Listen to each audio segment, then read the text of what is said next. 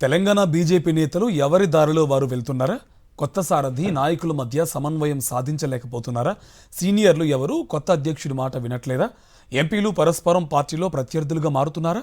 అసలు తెలంగాణ కమలం పార్టీలో ఏం జరుగుతుంది? Take a look. తెలంగాణ కమలం పార్టీలో ప్రజాప్రతినిధుల సంఖ్య పెరిగే కొద్దీ అంతర్గత కుమ్ములాటలు కూడా పెరుగుతున్నాయి. ఎంపీలు తలో దారిలో ప్రయాణం చేస్తున్నారు. కొందరైతే ప్రత్యర్థులుగా మారి ఒకరినొకరు విమర్శించుకుంటున్నారు. బీజేఎల్పీ నేత మహేశ్వర్ రెడ్డి ఎవరితోనూ కలవరు. ఇక ఎమ్మెల్యే రాజా సింగ్ పార్టీ నుంచే వెళ్లిపోయారు. కొత్త అధ్యక్షుడు వచ్చిన తర్వాతైనా పరిస్థితులు చక్కబడతాయని భావిస్తే వ్యవహారం మరింత దిగజారిందనే కామెంట్స్ వినిపిస్తున్నాయి. రాష్ట్ర పార్టీకి కొత్త అధ్యక్షుడిగా ఎన్నికైన రామచంద్రరావు తన టీంలోకి ఎవరిని తీసుకోవాలో తేల్చుకోలేకపోతున్నారు. ద్రౌపదికి 5 భర్తలైతే తనకు మాత్రం 8 మంది ఎంపీలున్నారని పార్టీ నేతలతో రామచంద్రరావు చమత్కరిస్తున్నారు. ఒక ఎంపీ మాట వింటే మరో ఎంపీ నొచ్చుకునే పరిస్థితులు కనిపిస్తున్నాయని ఆవేదన చెందుతున్నారట రాష్ట్ర పార్టీ అధ్యక్షుడు రామచంద్రరావు. ఇటీవల చేవెళ్ల ఎంపీ కొండా విశ్వేశ్వరరెడ్డి రాష్ట్ర బీజేపీ ఆఫీసులో వింత నిరసన తెలిపారు.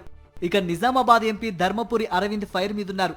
పార్టీలో కొత్త జాయినింగ్స్ జరగకుండా అడ్డుకుంటున్నారని ఆరోపించారు.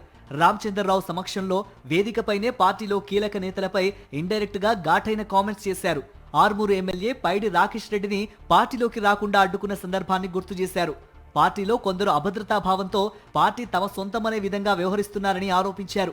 అరవింద్ కామెంట్స్ పై పార్టీలో చర్చ మొదలైంది. హుజూరాబాద్ విషయంలో కేంద్ర మంత్రి బండి సంజయ్, మల్కజిగిరి ఎంపీ ఈటెల రాజేందర్ మధ్య వివాదం కొనసాగుతోంది.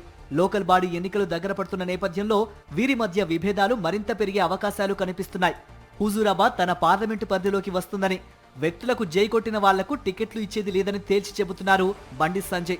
హుజూరాబాద్ లో స్థానిక సంస్థల ఎన్నికల్లో తన క్యాడర్ ని అక్కడే ఉండి గెలిపించుకుంటానని ఘాటుగా చెబుతున్నారు ఈటెల రాజేందర్.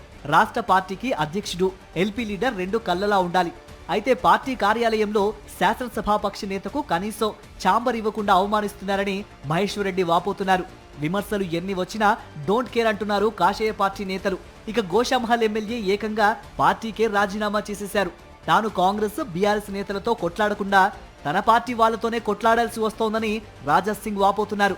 మొత్తానికి తెలంగాణ కమలం పార్టీ దారేటో తెలియక క్యాడర్ అయోమయంలో కొట్టుమిట్టాడుతోంది.